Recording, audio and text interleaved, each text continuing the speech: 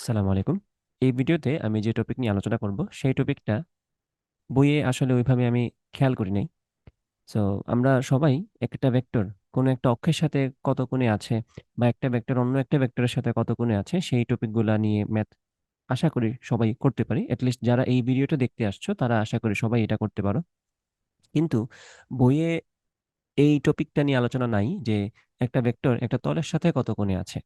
দেখো, আমি যদি তোমাকে এখন জিজ্ঞেস করি যে 2ik plus 3jk plus 4kk এই ভেক্টরটা এক্স অক্ষের সাথে কত কোণ তৈরি করছে, ওয়াই অক্ষের সাথে কত কোণ তৈরি করছে, জেড অক্ষের সাথে কত কোণ তৈরি করছে, তোমরা আশা করি সবাই ইনফ্যাক্ট আনসার করতে পারবা যে কোন অক্ষের সাথে কোন এই ভেক্টরটা কত কোণ তৈরি করছে।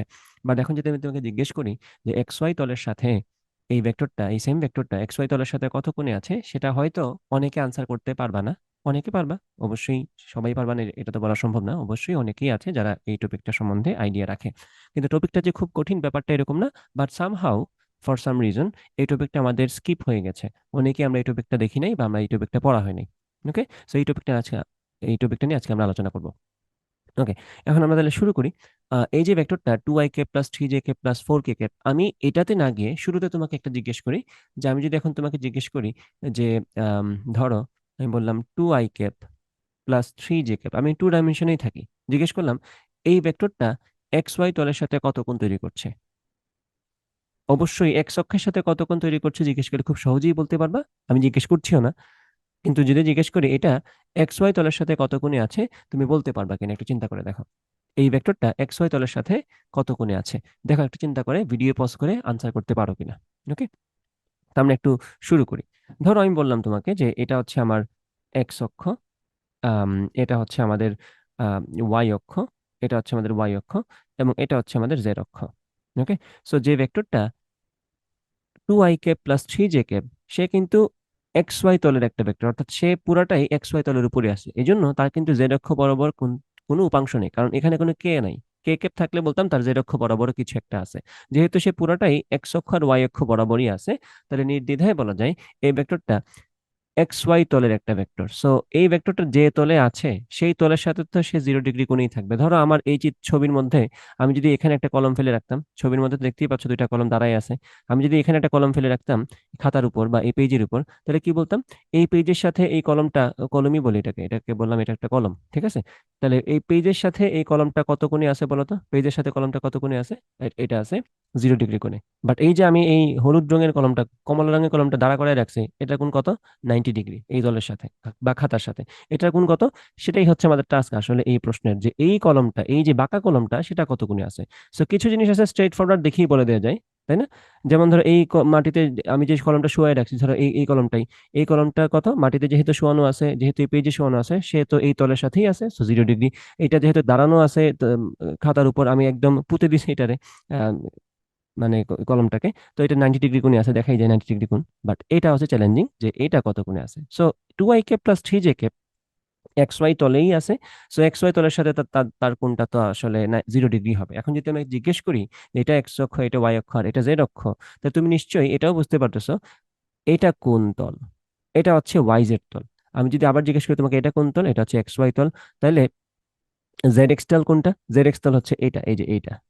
আশা করি সবাই বুঝতে পারতেছো কোনটা কোন তল। এখন যদি বলি যে এই ভেক্টরটা জেড এক্স তলের সাথে কত কোণে আছে, নিশ্চয়ই বুঝতে পারতেছো আমার এক্স ওয়াই হচ্ছে ফ্লোরের মতো, আর এই জেড এক্স তলটা হচ্ছে দেয়ালের মতো। তো এই দেয়ালটা তো ফ্লোরের সাথে লম্বভাবে আছে না? দেয়ালটা কি ফ্লোরের সাথে লম্বভাবে আছে না? যদি লম্বভাবে থাকে তাহলে দেয়ালের প্রত্যেকটা জিনিস এই ফ্লোরের প্রত্যেকটা জিনিসের সাথে লম্বভাবেই থাকবে। তাহলে নির্দ্বিধায় বলা যায় এই ভেক্টরটা জেড এক্স তল অথবা ওয়াই জেড তল, কারণ ওয়াই জেড হচ্ছে আরেকটা দেয়াল, তাই না? তাহলে এই এই ভেক্টরটা জেড এক্স তল অথবা ওয়াই জেড তলের সাথে 90 ডিগ্রি কোণে আছে। এটা আশা করি সবাই বুঝতে পারতেছো। ওকে, সো এইগুলো তো স্ট্রেট ফরওয়ার্ড, মানে ডিরেক্ট বলে দেওয়া যায়, কোনো হিসাব নিকাশ ছাড়াই বলে দেওয়া যায়। যেহেতু এটা দেখাই যাচ্ছে এক্স ওয়াই তলে আছে, সো এক্স ওয়াই তলের সাথে তার কোণ 0 ডিগ্রি।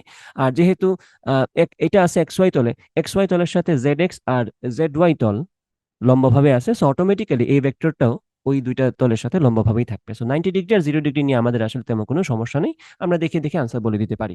কিন্তু হোয়াট ইফ আমার সিচুয়েশনটা এরকম কিছু একটা হয়, যেটা হচ্ছে আসলে এই সিচুয়েশনটা, যে 2ik plus 3jk plus 4kk, এটা না এক্স ওয়াই তলে আছে, না ওয়াই জেড তলে আছে, না জেড এক্স তলে আছে, এ কিন্তু কোনো তলেই আসলে নাই, সে আসলে অন্য একটা তলে আছে।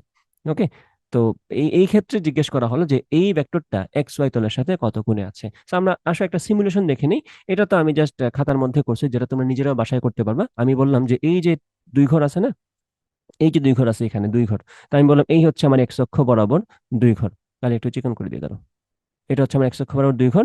দেন এটা হচ্ছে আমার ওয়াই অক্ষ বরাবর মনে করে তিন ঘর। এই যে এক্স অক্ষ বরাবর দুই ঘর গেলাম, দেন ওয়াই অক্ষ বরাবর তিন ঘর গেলাম, দেন সেখান থেকে সোজা জেড অক্ষ বরাবর চার ঘর উঠে আসলাম। এই যে চার ঘর আমি উঠে আসছি জেড অক্ষ বরাবর। এই হচ্ছে আমার ফাইনাল অবস্থান। দিস ইজ আওয়ার ফাইনাল অবস্থান। কই থেকে শুরু করছি? এখান থেকে। তাহলে এখান থেকে শুরু করে আমি এক্স অক্ষ বরাবর দুই ঘর গেলাম, দেন ওয়াই অক্ষ বরাবর তিন ঘর গেলাম, দেন জেড অক্ষ বরাবর চার ঘর উঠলাম। তো এই হচ্ছে আমার ফাইনাল ভেক্টরটা, তাই না? তো এই ভেক্টরটা এক্স ওয়াই তলের সাথে, এই যে এক্স ওয়াই তল মানে কোনটা, এটা যদি আমার এক্স অক্ষ হয়, এটা যদি আমার ওয়াই অক্ষ হয়, তাহলে এই হচ্ছে আমার এক্স ওয়াই তল, তাই না? তো আমাদের এই এই কলমটা এই খাতার তলের সাথে বা এক্স ওয়াই তলের সাথে কত কোণে আছে সেটা হচ্ছে আমাদের প্রশ্ন। ওকে, আমরা সিমুলেশনে চলে যাই, আর একটু ক্লিয়ারলি বোঝা যাবে। ওকে, আসো। এই হচ্ছে আমাদের সিমুলেশন। তো দেখো এক্স্যাক্টলি সেম ভেক্টরটাই, যে এটাকে আমরা বলতেছি এক্স অক্ষ। সবুজ রঙের এই যে রেখাটা, এই যে অক্ষটা, সেটাকে আমি বলতেছি এক্স অক্ষ। দেখো আমাদের এই ভেক্টরটা এক্স অক্ষ বরাবর দুই ঘর গেছে, দেন ওয়াই অক্ষ বরাবর সে গেছে তিন ঘর, দেন জেড অক্ষ বরাবর উঠছে চার ঘর, তাই না? এই এক্স্যাক্টলি সেম ভেক্টরটাই।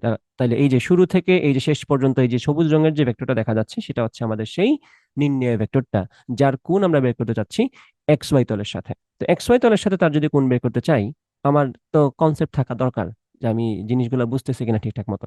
দেখো, এটা হচ্ছে এক্স অক্ষ, এটা হচ্ছে ওয়াই অক্ষ, এই হচ্ছে আমার সেই এক্স ওয়াই তল। তা নিশ্চয়ই বুঝতে পারতেছো যে আমার এই যে সবুজ রঙের যে ভেক্টরটা, এটা এক্স ওয়াই তলের সাথে যে কোণ তৈরি করছে, সেটা বের করার জন্য আমার একটা সমকোণী ত্রিভুজ থাকলে খুব সুবিধা হয়। এবং সেটা কিন্তু অলরেডি আমার সাথে আছে। যেমন ধরো, এটাকে একটা খাড়া সমকোণী ত্রিভুজ বলা যায় না? এবং এই খাড়া সমকোণী ত্রিভুজের ক্ষেত্রে এই যে লম্বটা, সেটার মান কিন্তু আমরা সবাই বলতে পারি। সেটা হচ্ছে কি, ওই কে কেপের সাথে যে ছিল সে 4 কে কেপ, এটা হচ্ছে সেই চার ঘর উপরে উঠছিলাম। তাহলে তার ভূমিটা কি বলতো? ভূমিটা কি এই যে এইটুকু না? এটা কি বলা যায় এটা কি ভূমি না? তো ভূমি সমান কি আসলে? ভূমি সমান কি আসলে এই যে ডট ডট যে লাইনটা আসছে সেটা না? এই যে ভূমিটা। এবং সেই ভূমিটা, এটা কি আবার এই যে এদিকে আমরা দুই ঘর আসছিলাম এবং এদিকে আমরা তিন ঘর আসছিলাম, সেই সমকোণী ত্রিভুজের আবার অতিভুজ না? তাহলে কি বলা যায়, এই অতিভুজ সমানটাই হচ্ছে এই খাড়া ত্রিভুজের ভূমিটা। তাহলে এই অতিভুজ সমান কি? √2² প্লাস 3², তাই না? তো এই কথাটাই তো আমরা এখানে স্ক্রিনশট নিয়ে যে এটার, এটা আমরা ওখানে বসাই দিব, দেন এটা নিয়ে আমরা কাজ করব। ওকে, স্ক্রিনশট নিলাম। আমরা এখন একটু নিচে নামি, তাহলে কথা বলতে সুবিধা হবে। এই যে এখানে এনে আমি পেস্ট করে দিই। এই যে এখন আমরা এটাকে একটু বড় করে দিই। এখন এটার উপর আমরা আঁকিবুকি করব এবং জিনিসগুলো খুব সহজেই বুঝে যাব। খেয়াল করবা।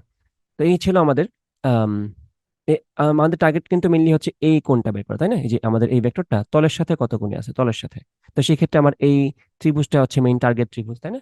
এই যে ত্রিভুজটা, তো এই ত্রিভুজের অতিভুজটা আমরা বের করতে চাচ্ছি।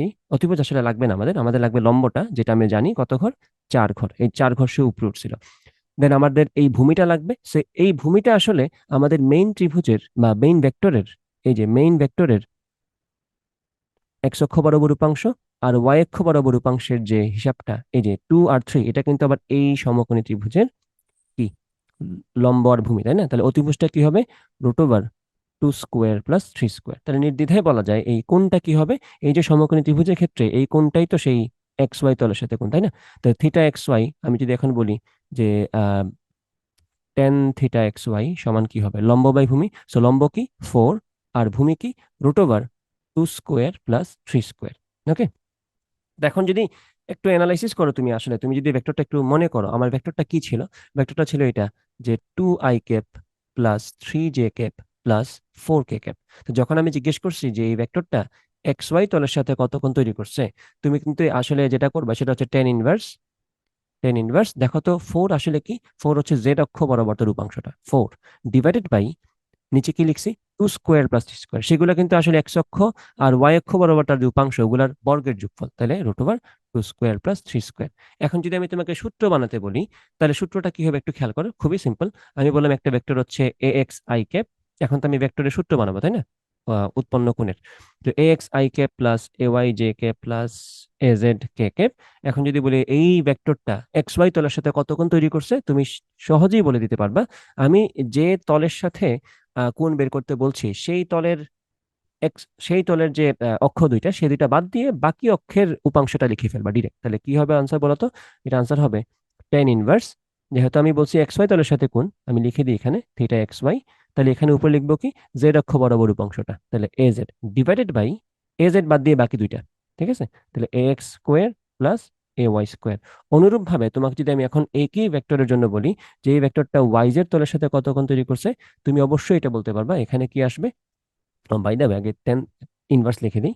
এখানে আসবে টেন ইনভার্স, উপরে কি লিখবো, যেহেতু ওয়াই জেড এখানে, এখানে আসবে প্রথমে এ এক্স আর ডিভাইড বাই রুট ওভার এই দুইটারই উপাংশের বর্গের যোগফল A Y square plus A Z square. অনুরূপভাবে এটাও বলতে পারবা যে থিটা জেড এক্স সমান কি হবে। আমি যদি বলি থিটা জেড এক্স সমান কি, সেটা তুমি অবশ্যই বলতে পারবা যে টেন ইনভার্স জেড এক্স। তো তাহলে এখানে আমি লিখবো A Y divide by root over A X square plus A Z square. তো আশা করি কনসেপ্টটা সবাই বুঝতে পারছো যে একটা ভেক্টর তলের সাথে কোন কত কোণ তৈরি করে সেটা কিন্তু এক্স্যাক্টলি অক্ষের সাথে কত কোণ তৈরি করে সেটার মতো না, এটা একটু ডিফারেন্ট, একটু থ্রি ডাইমেনশনালি ভাবতে হবে। তুমি যদি থ্রি ডাইমেনশনালি ভাবতে পারো খুবই সহজ প্রবলেম। আর থ্রি ডাইমেনশনালি না ভাবতে পারলে এই যে ভিডিওটা তোমাকে আশা করি হেল্প করবে, তুমি যাতে এটা বুঝতে পারো ভালো মতো। ওকে, সো আমি আশা করি আমার যা যা বোঝানোর সেটা আমি বোঝাতে পারছি। মেবি আমি বোঝাতে গিয়ে একটু বেশি পেঁচাই ফেলছি, তুমি আশা করি আমি বোঝানোর আগেই বুঝে গেছো। ঠিক আছে, কারণ মেইন কনসেপ্ট ধরে ফেলতে পারলে আমার কথা বেশি একটা শোনার দরকার পড়বে না তোমার। ঠিক আছে, তো এই ছিল আজকের ভিডিও। তো আশা করি সবাই বুঝতে পারছো। ধন্যবাদ।